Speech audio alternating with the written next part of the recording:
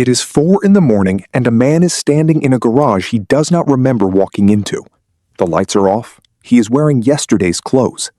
In his hand is a set of keys that belong to a motorcycle he bought 3 days after his wife left, in a city he no longer recognizes, in a life that used to have a shape and now has none. He does not start the engine yet. He just sits on it, in the dark, breathing. This is not a man chasing adventure. This is a man trying to remember what his own body feels like.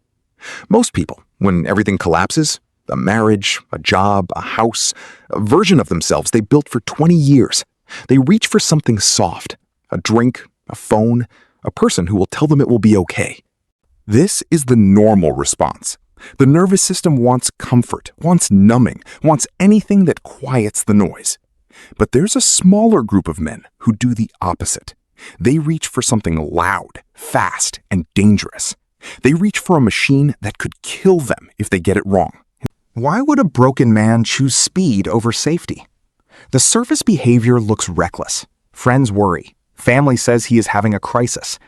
And on the outside, yes, buying a motorcycle after losing everything looks like a man spiraling, chasing a thrill because he has nothing left to protect.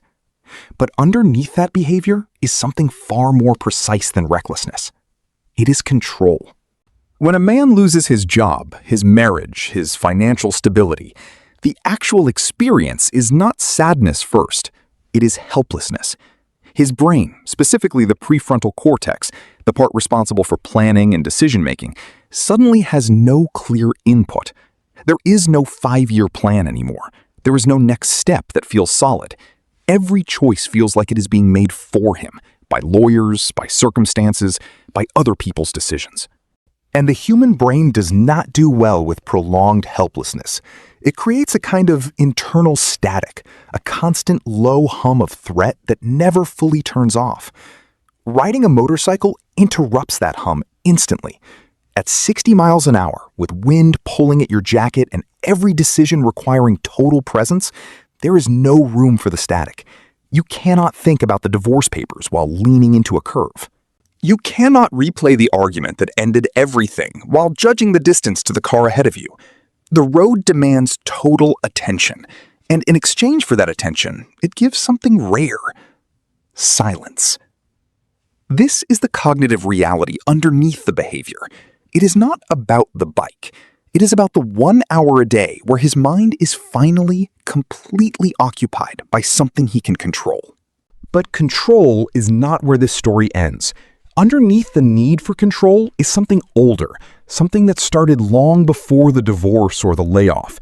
Most of these men were taught, quietly, without anyone saying it out loud, that a man who cannot provide is a man who has failed. Not failed at one thing, failed completely. This belief usually was not spoken directly, it was absorbed. From a father who never cried, from a childhood where love felt conditional on performance, on grades, on being useful, on not being a burden. That kind of environment builds a very specific wiring where self-worth becomes tied to output. You are what you produce. You are what you provide. So when everything is taken away, the job, the house, the family structure, it is not just circumstances that collapse. It is identity. And here is the quiet, painful part. These men are not mourning the marriage or the job the way it looks from the outside. They are mourning the version of themselves that only existed when those things were still there. The husband, the provider, the man with a plan. That person is gone. And grief for a lost identity does not feel like sadness. It feels like disappearing. This is where the motorcycle stops being a hobby and becomes something closer to a resurrection attempt. Because on a bike, alone, moving fast, there is no wife who left. There is no job title that no longer applies. There is only a body, a machine, and a road. For the first time in months, maybe years, the man is not defined by what he lost. He is just a person, moving forward, staying alive through skill and attention. This is not escapism. This is identity reconstruction, one ride at a time.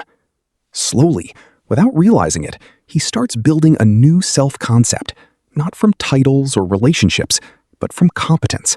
He gets better at cornering. He learns to read the road. He starts trusting his own hands again. And this matters more than it sounds, because trust in your own hands is trust in yourself. After a life falling apart around him, doing one small thing correctly, again and again, becomes proof that he still exists as someone capable. Consider the contrast. Most people who go through devastating loss look for someone else to fix it. A therapist, a new partner, a support group, which are valuable, real, and often necessary. But this specific man, the one riding alone at dawn, made a different choice, often without consciously deciding to. He chose solitude with motion instead of comfort with words. He chose to rebuild through action instead of narrating his pain to someone else first. Neither path is wrong, but this path reveals something distinct about how some men process suffering. Not by talking through the emotion, but by moving through it physically, until the emotion becomes manageable enough to eventually name. This is why so many of these men describe the same strange feeling. They say the bike saved their life, but they cannot explain exactly how. It is not the machine. It is what the machine forces them to become for 1 hour a day. Present. Capable. Alive. Alive is not a small word. Because underneath all of this, past the divorce, past the job loss, past the childhood conditioning about worth and performance, there is one universal truth this reveals about being human. We do not actually fear loss itself. We fear what loss says about who we are. Losing a job feels like losing value. Losing a marriage feels like losing lovability. Losing a plan feels like losing a future. And when that fear becomes loud enough, some people numb it, some people talk about it, and some people, quietly, get on a machine that could kill them just to feel something that proves they are still here. The motorcycle is never really the point. The point is finding one place where the noise stops, where the past cannot follow, where for a single hour, a man is not his failures, not his losses, not the story other people are telling about him. He is just a body in motion, choosing again and again to keep going. Maybe that is what all of us are looking for, in one form or another.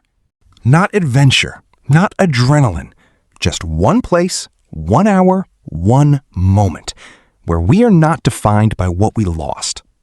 So if everything you built right now disappeared tomorrow, your job, your relationships, the identity you have spent years constructing, what is the one thing you would turn to?